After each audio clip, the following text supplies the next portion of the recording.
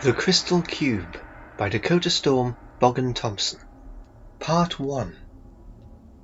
The crew of the Pointing Star were only too happy to use this rest day for reading, extra sleep, and talking. Only the captain busied himself.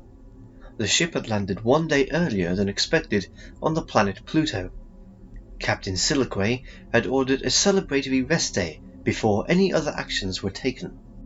Using the communications system, the captain was sending out a message to Earth that they had been successful. "This is Captain Siliquay messaging Earth Command. We have arrived on Pluto. Repeat, we have arrived. Tomorrow we begin work on testing the atmosphere and ground. I have personally performed preliminary scans and have been met with promising results. The atmosphere isn't particularly nice, and the weather's terrible, but other than that, everything seems to be fine. We'll speak again soon. Goodbye from Pluto to Earth." The captain sat back in his chair and rubbed his face hard. There was one thing that he hadn't told Earth Command. When he had performed a basic geoscan, the ground beneath the ship and for the next mile was only 100 feet thick, and then there was nothing. Completely nothing. The next day, the captain informed the crew of the situation and set out a plan of action. From this point on, we will hear the rest of the story from Captain Siliquay's view. "Well, comrades, we have our first challenge ahead of us," I said, feeling the excitement grow in the room. "A geological abnormality has presented itself. Beneath us is 167.2 feet of solid rock. Beneath that, there is nothing but emptiness. I am unsure of the size of the abnormality, but we are going to find out. Let's go." I strode to the control room and lowered the 3-inch steel window sheaths into place, making sure that no freak accidents broke through the 2-inch thick glass. Our research vehicle was lowered from the belly of the ship and driven into place. The research vehicle was short and stubby, with solar panels on the roof. There was no front window, just a large array of small cameras that linked up to a monitor inside the driving compartment. The vehicle travelled on caterpillar tracks that ran the length of the vehicle, and they had a maximum speed of 50 miles per hour. 4 crew members would be travelling in this monster vehicle: myself, Dr. Sally Jones, geologist Sam Farthing, and engineer John Mann. Each of these crew members worked well together and had become firm friends, with Sally and Mann becoming extremely friendly, to the point of private moments of intimacy, which of course I didn't know about. We set off at 7 o'clock a.m. Earth time and did not expect to be back until 4 o'clock p.m. When I had done my basic geoscan, I had not only discovered the hollow within Pluto, but a tunnel less than 10 minutes away from the ship that led directly into the ground. We travelled swiftly over the rough terrain of Pluto. It was a strange experience. Pluto's gravity had a surprisingly Earth-like strength to it. The mouth of the tunnel was large, at least 200 feet across and half as high. The tunnel was smooth, and as the research vehicle drove through it, Mann turned on the floodlights. The result was an amazing spectacle. The tunnel was studded with rubies as red as blood, and emeralds as bright as cat's eyes. "It's beautiful," stated Sally with a gasp. "Imagine the money that companies could make out of this tunnel alone," said Farthing. "They wouldn't make any money out of them," I said. "The first ton of rubies or emeralds that came from here would destroy the market, simply because it would become a common commodity." "How long will it take to reach the cave?" asked Mann. "About 4 minutes," I replied. "I'm driving slowly, just on the off chance that there's a big gorge. I don't want to end up at the bottom of it, if it's there." It was a tense drive. The precious stones outside, glinting, thanks to our floodlights, were dazzling, and almost took my mind off of my driving. I was amazed by the smoothness of the tunnel. It was almost as though the walls had been sanded with the greatest of care. It was a truly amazing sight. The seconds seemed to tick by in the awed silence of the research vehicle. It had been tempting to stop and collect some of the gems, but there would be time for that later. We entered the chamber at the end of the tunnel, and our floodlights fell on an even more amazing sight. Embedded in the walls of the chamber were millions of diamonds and sapphires, and what appeared to be great patches of gold. It was like looking at the treasure of some universal collector. In the center of the chamber was an immense platform, some 40 feet tall, with stairs carved from solid ruby slabs. I stopped the research vehicle about 10 feet from the base of the stairs and turned off the motors. We all prepared to get out of the large vehicle, putting our astro helmets on. Space suits had become highly advanced since the age of the first moon landings. They were thinner but still sturdy, and used thermal heating strips to keep them warm. There were several cameras dotted around the suit, some read heat signatures, while some were infrared. The chest on each spacesuit had 100 powerful flat LEDs. A small personal camera was mounted on the right shoulder. These were for the astronaut's video journal and personal use. These particular devices could be kept by the astronauts if they wanted when they returned to Earth. The oxygen containers were made of layered aluminium with a 2-inch coating of silicone for protection from accidents. All the equipment on the outside and the inside of these astro suits, including the radios, was powered by a lithium-ion battery. This battery had an operating time of 48 hours. A backup battery would start working if the main one stopped functioning. We all piled out of the vehicle, equipment in hand, and ascended the stairs. Farthing was fascinated with the stairs. The fact that they were made of solid pieces of ruby was astounding. There were 51 half-foot deep steps in total. There was no dust on them, and they held no sign of wear from footfall. "Is it possible that this is a natural formation?" I asked Farthing. "No," he replied. "It isn't possible." The platform was flat and round, with a small ledge. The platform contained 4 chairs constructed from solid sapphire. These chairs surrounded a solid gold oval block which was decorated with intricate weaving patterns and symbols and words of some alien tongue. On this block was an emerald tripod pedestal. On this pedestal was a most extraordinary object. Standing in the center of the tripod pedestal was a crystal cube.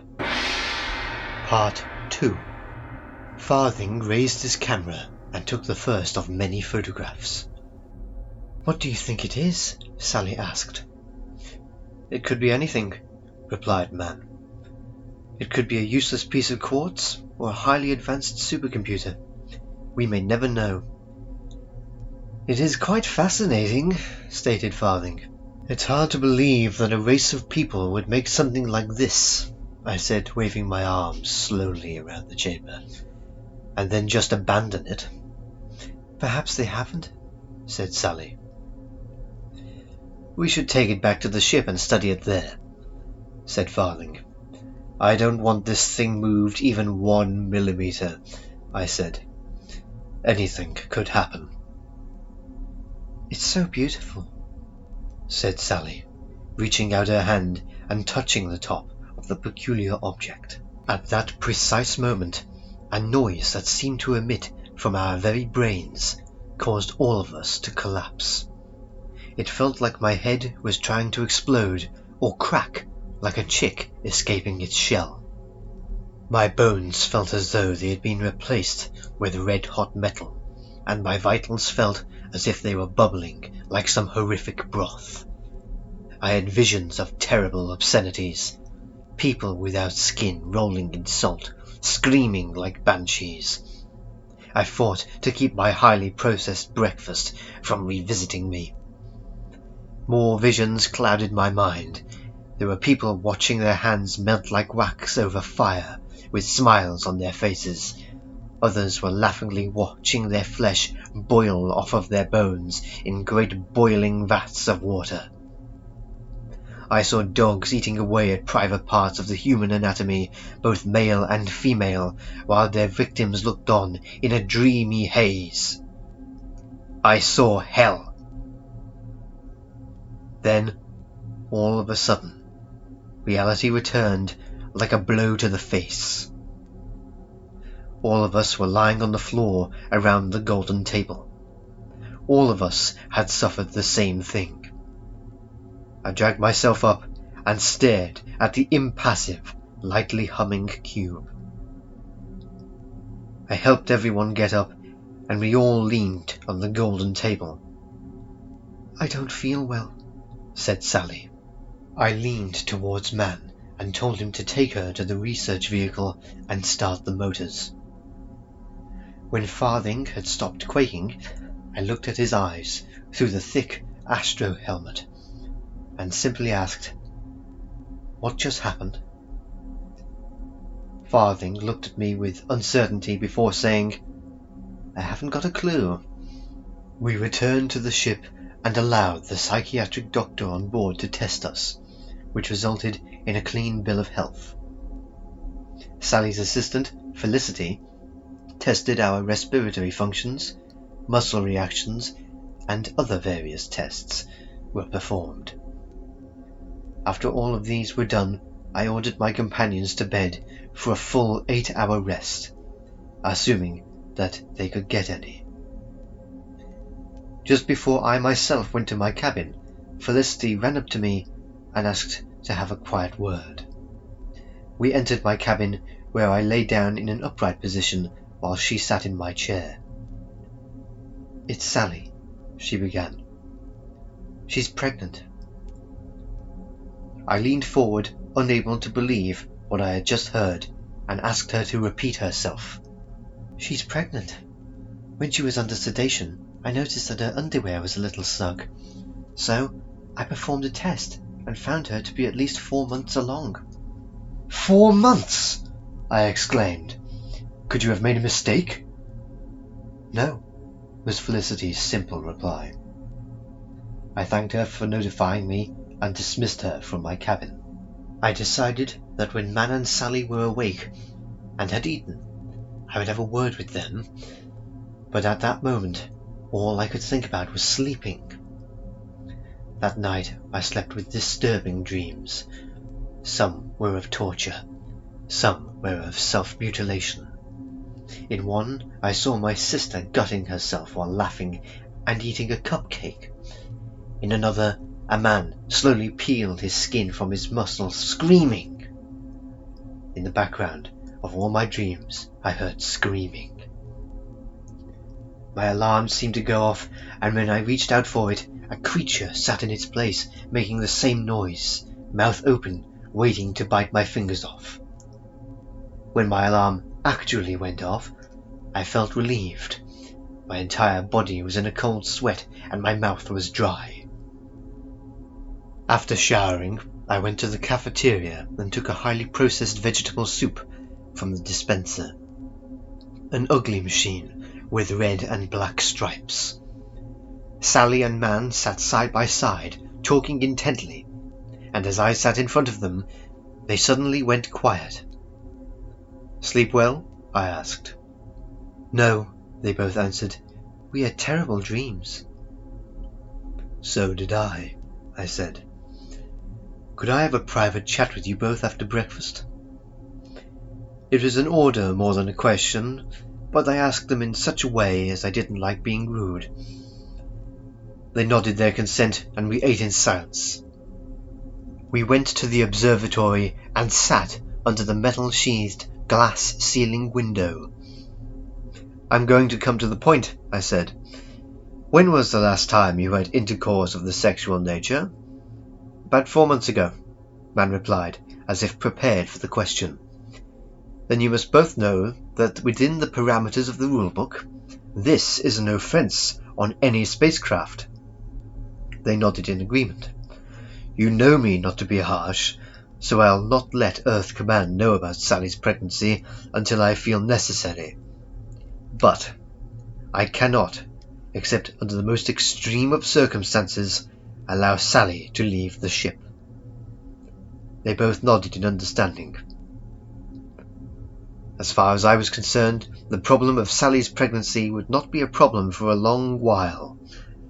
I decided that another visit must be made to the crystal cube. I personally felt that something was wrong with the whole thing. A gut feeling told me that the cube was dangerous, and if not dangerous, then certainly something not to fool with.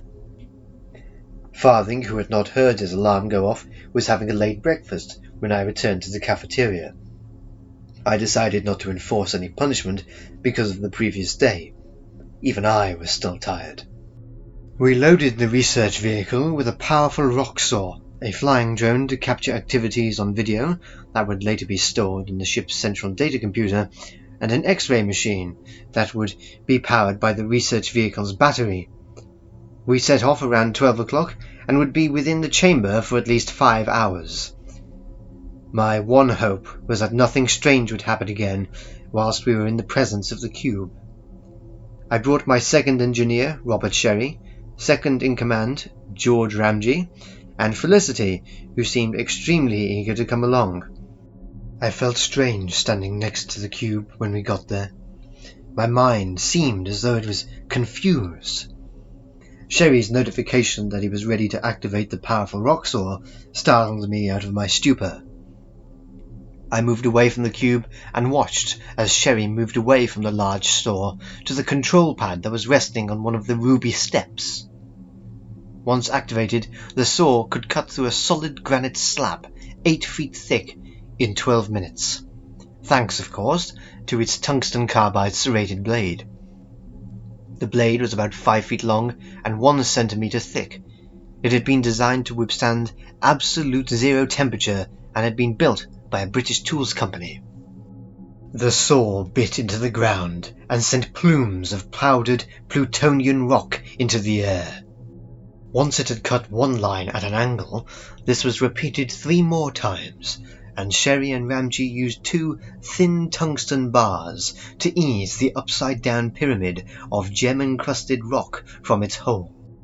Once the cut rock was loaded into the collection chamber on the rear of the research vehicle, my thoughts returned almost instantly to the crystal cube. That mystery. Where had it come from? What was its purpose? Did it have a purpose? Felicity came to my side, awed by the cube. "What is it?" she asked. "I haven't a clue," I replied. "I wonder who put it here." "I believe that there are 3 possibilities of how the cube got here," I began. "The first is that Pluto was once a prosperous planet, rich with life, and that there was some sort of group, probably religious, that held prayer here and had knowledge of what the cube was and what it could do. Some sort of accident happened and it wiped out life on the planet. As there is no organic remnants on the surface of the planet, and I do not know if there are any beneath the surface, I believe that this possibility is highly improbable. The second is that some alien race came across poor old Pluto and constructed this chamber, either as a religious room, like a private church, or they were the losing members of a warring race, and they decided to simply hide the most precious of possessions so that the winning side would not have the outright victory they desired. Or, if it's a weapon, then perhaps it was too powerful for their race to cope with, in which case we should never think about the thing again." "What's the third possibility?" Felicity inquired. "The cube could be some sort of messaging device. If we follow this possibility, it leads to several options. Them being, that once found by intelligent life, it would signal its masters to this solar system. Once signaled, they could attack Earth for sport and take over. They could arrive and bring a new era of peace to the Earth by joining the 2 cultures and creating an ally in space. Or they could be far more advanced than anyone can possibly conceive, and will study Earth from afar and learn of our ways, which in turn could lead to either of the 2 options of this possibility previously mentioned. How could the cube signal its owners? Felicity queried. There are several ways that it could communicate with its owners, I answered. It could use the chamber. Since we don't know of its powers, other than the torture that it can inflict, it is possible that once Pluto had spun to the correct direction whilst orbiting, it could become intensely bright like a sun. Then the light would shine onto the gems of the chamber and the tunnel, creating a unique light signal. The signal could take many, many years to reach its target. I say this simply because it can take many years for the light of a star to reach Earth. Our own sun's light takes 8 minutes before it reaches the planet. Other ways of communication could be some sort of radio signal. It would take some time for it to reach its owners, but not as long, but still be quite a while before it reached its target. Another possibility is that this cube has the ability to create some sort of folded space wormhole that would allow a ship to travel through it, and that would lead us back to possibility 2. Of course, these are mere theories, and this cube might just be a mystery that we may never solve. What are we going to do with it? Asked Felicity. Have you told Earth Command? To be honest, I said, I haven't told Earth Command about it. As far as I'm concerned, they shouldn't know about it. But you have to tell them, exclaimed Felicity. It's our job. We are exploring the solar system. Anything of interest needs to be examined and reported to Earth. I know, I said. We are here to do that. But this thing could be the worst thing to happen to mankind. It could be, answered Felicity. Or it could be the greatest thing that has ever happened to the human race. It could cure numerous illnesses, end hunger, solve all our problems. You're wrong, I said. This would just add to Earth's problems.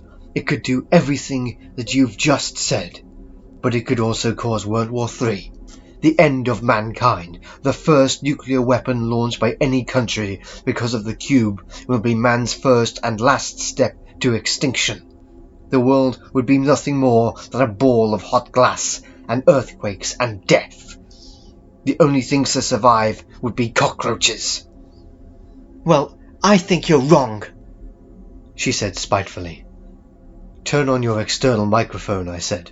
Just listen. Felicity turned on her microphone and was mesmerized. What do you think that is? I asked. I don't know, she answered. Is it the cube? Yes, I replied. That is the sound of its power, uncontrollable power. If anything was to go wrong, the cube itself could kill everyone on Earth. Who knows, it could detonate the sun. Anything could happen. I still think you're wrong, Felicity said, taking a stride towards the crystal cube with one hand outstretched. Get down! I yelled to the 2 men standing at the bottom of the ruby stairs through the suit-to-suit radio system. I saw the 2 men fall to the floor just before I did. I quickly glanced at Felicity to see her hand touch the cube. Then there was a severe pain in my head, and then the hellish visions began. My mind was hurled through countless scenarios of horror. People at a dinner party, eating themselves at the table, a hellish half-man, half-snake creature slowly consuming a victim, the slowed-down consequence of a nuclear weapon being set off and burning the flesh off of people. All of a sudden, the horrors were gone, and I was travelling at many miles per hour, hurtling through space, heading towards a planet that looked larger than the sun itself. I tried to yell out, but my vocal cords did not respond. I couldn't breathe. My brain felt like it was a burning piece of coal. I felt myself beginning to burn up in the atmosphere of the giant planet, my suit melting to my body, and then my skin seemed to boil off of my muscles. I seemed to hover in the air, watching hideous, evil-looking creatures of all sizes torturing people, creatures with tentacle fingers, huge warts, and human faces and bodies.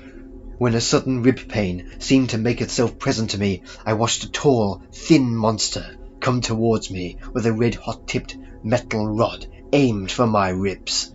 I yelled with agony and came out of my stupor, back into reality. My vision was clouded, as it was the first time that the cube had been touched, and as it cleared, I saw Felicity lying on the golden block table, her hand still resting on the crystal cube.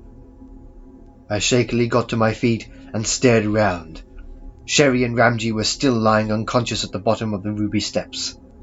I grabbed Felicity by one of the sturdy straps on her astrosuit and carried her down the large stairs to the research vehicle before heaving my two still unconscious comrades inside. I drove back at a snail's pace, making sure that I did not make any errors.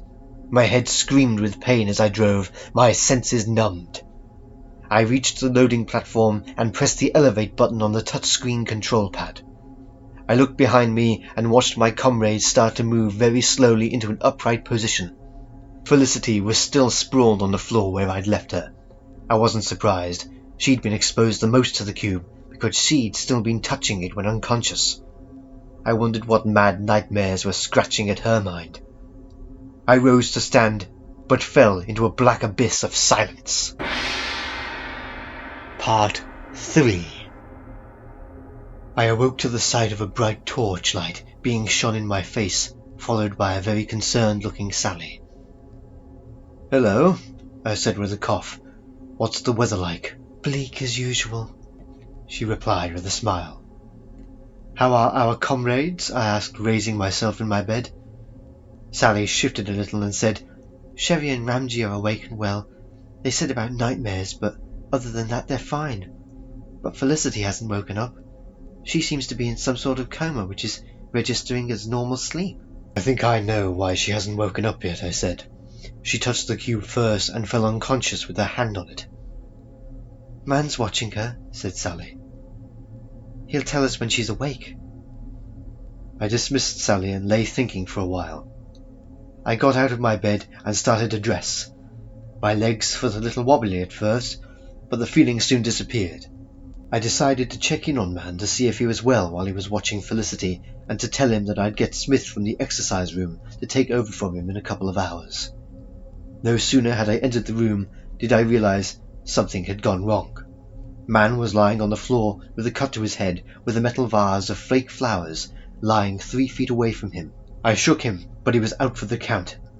It suddenly struck me that I should get to the communications room. I ran as fast as I was able to in the small corridors of the pointing star. As I reached the door of the communications room, I saw Tomlinson crawling away from it. I bent down and helped him to sit up against the wall. Tomlinson had several large cuts down his chest and forearms. "Felicity gone nuts," he said. "She's attacked me with a bloody scalpel." At that point, Sally came running round the corner by pure chance and skidded to a halt. I explained the situation, and while she called for help, I barged into the communications room to find Felicity trying to activate the communications array to Earth. Just as she hit the transmission button on the touchscreen control board, I grabbed her by the arms and pulled her away into the corridor. She screeched like a banshee and cut at my hand with the sharp medical scalpel. I could feel some of my tendons being nicked and my muscles being slit. I'd never learned to play the piano. Of that much I was certain. Ramji and Thompson came round the corner, disarmed Felicity and held her by the arms and ankles. "Lock her in the gymnasium," I said, "and guard the door." As they carried her screaming and wailing body away, I let out a wail of pain and clenched my fists, damaged though they were. I saw Sally come down the corridor with her medical kit, and I told her to look at Tomlinson's injuries first, but she stooped down and injected me with a strong sedative. I only know it was a sedative because my next memory was waking up in the medical ward with my hands in bandages and Sherry pacing back and forth. I raised myself up and surveyed the room. Man and Tomlinson were in beds on either side of me, while Sally was typing the incident into her log. I motioned Sherry to get my shirt, and in less than 5 minutes I was standing in the corridor talking to Ramji and Thompson. "What's she been doing in there?" I asked. "Screaming and throwing weights at the door," replied Thompson. "The cube must have damaged her mind," I said. "Maybe the nightmares were too much for her mind to take." "Why was she trying to call Earth Command?" Ramji wondered out loud. "I think I know," I said. "Before she touched the cube, she was talking to me about telling Earth about the cube. I disagreed with her, and then she touched the damn thing. Are we going to tell Earth about it?" I knew that the question of telling Earth Command would come to bite me, but I'd already decided what I was going to do. "No," I said. "I don't think that we should. It's too dangerous." Ramji nodded in agreement. I'm just going to contact Earth Command and tell them that Pluto is just a useless, barren place that's not worth anything, and that we'll make a few more tests on the soil and air, then we'll leave. I strode down the corridor to the communications room to privately tell Earth Command that we'd be coming home ahead of schedule. The trip wasn't a total waste of time. It had sparked friendships, the start of a family, and the immortality of the pointing star and its crew. Who would have thought that Britain would be the first country to reach Pluto? Of course, this wouldn't have happened had Pluto not been reintroduced back into the list of major planets. If it hadn't, though, I probably wouldn't have been in command of the pointing star. 10 to 1 I'd be in command of a travel ship to the moon for tourists, so they could have their photograph taken next to the American flag, or Mons Pico. I sat down in front of the communications console and began to transmit. This is Captain Siliquay to Earth Command. Repeat, Captain Siliquay to Earth Command. We have found nothing of value on Pluto. No life lives here. Not even a basic bacterium has been found in the soils. I don't think that Pluto will have any uses in the future. It is barren. Not even a holidaymaker would have their picture taken here. This message will repeat 4 more times so that it gets through. This message will repeat 4 more times so that it gets through. A few final tests on the soil and air are being made, and then we'll leave. I know that it is ahead of schedule, but as captain I have decided to invoke Rule 84, Paragraph 2, Subsection 8, Page 3.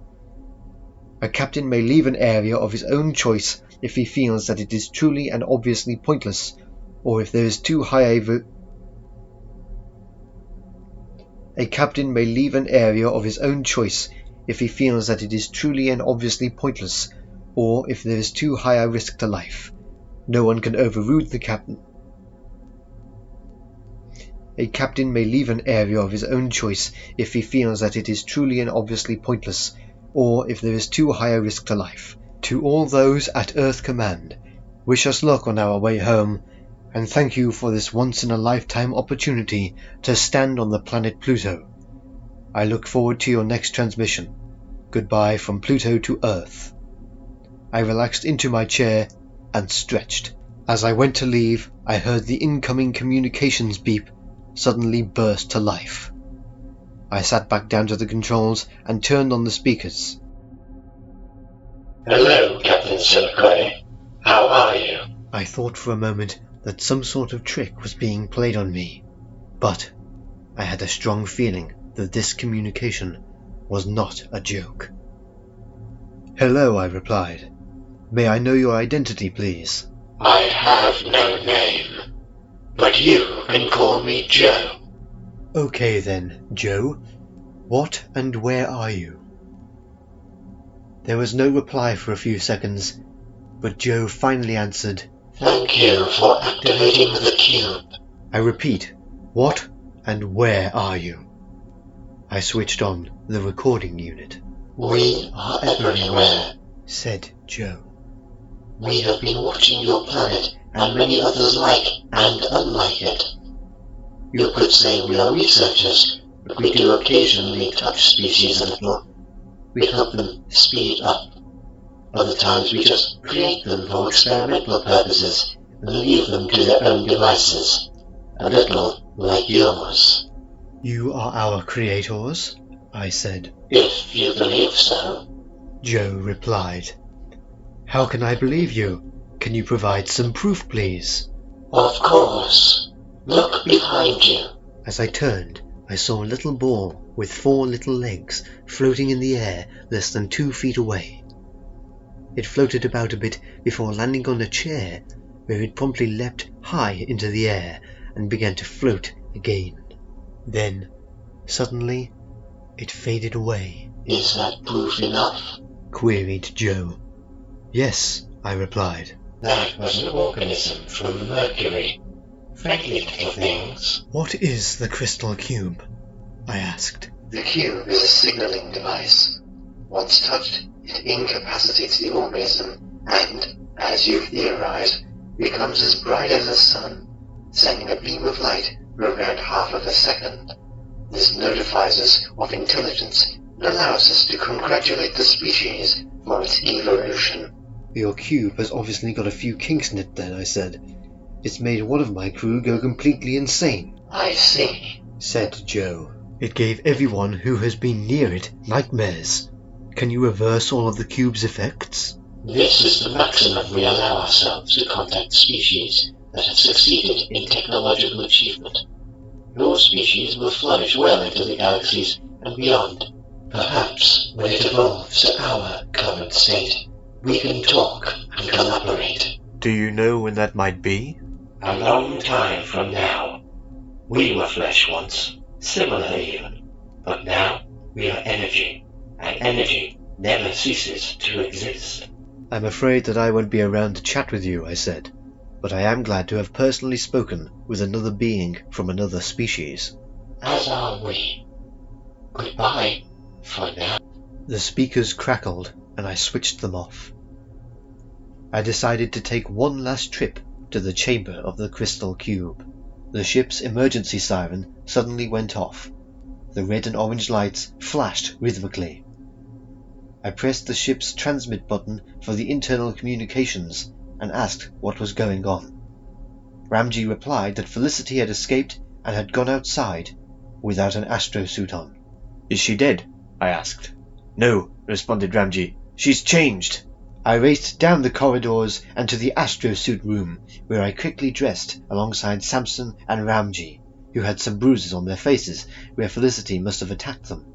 The ship had a set of rock harpoon guns. These were for securing the ship for if we had landed on a ledge. Now they were going to have to be used as weapons to ensure our safety. She hadn't gone far. She was terribly mutated. Her left arm was horribly elongated, and the hand attached was larger than it had been. Her face was contorted in an expression of pained hatred. She was also completely naked. I turned on my external microphone and speakers and heard a constant moaning trail of gibberish. "Felicity!" I called. "It's me, Siliquay. What's going on?" Felicity turned towards us, snarling and spitting, her hair slipping from her head to eventually reveal one huge eye. "That must have been painful," I heard Thompson say over the suit-to-suit radios. Her body seemed to be puffy, and her one giant eye stared at us with wonderment. "I think we should get back inside the ship," said Ramji. "I think you're right," I said. "Look at that," said Thompson. We stared at the creature that was once human as her thighs and her stomach split, spilling out thousands of smaller and refined versions of herself. She stared at us once more and led her horde of strange creatures away from us. "A new experiment," I muttered to myself. "Was anyone else a little freaked out about that, or is it just me?" said Thompson. Ramji nodded his head, but I shook mine. "I'm going to tell Earth Command about this. I feel that I have to." We looked across the barren plain in front of us for a few minutes before we returned to the ship. Part 4. We were 4.5 years into our return voyage to Earth when I was able to have an almost normal conversation with Earth Command. It would be at least another 4 years to reach Earth, and already we had a 4-year-old boy giggling away. When I'd first told Earth Command of Sally's pregnancy, a lot of them cheered, but more called for abortion. By this time, though, she was 7.5 months along, and the laws of Earth applied aboard the pointing star. After the numerous arguments over the radio over this matter of Sally's pregnancy and eventual birth, I finally got to tell them of the strange occurrences witnessed on Pluto. I told them about Joe and the creature that Felicity turned into, and how I'd returned alone to the chamber of the crystal cube and found it empty, and how the rubies, emeralds, and sapphires and golden block table had all disappeared. This, of course, was a complete lie. I had returned the chunk of stone with the gems in it that we had harvested on the second trip. Years after this adventure to Pluto, I do still wonder what became of the Felicity creature. The Joe entity must have provided some sort of food for her and her strange offspring. I wonder if she found the crystal cube.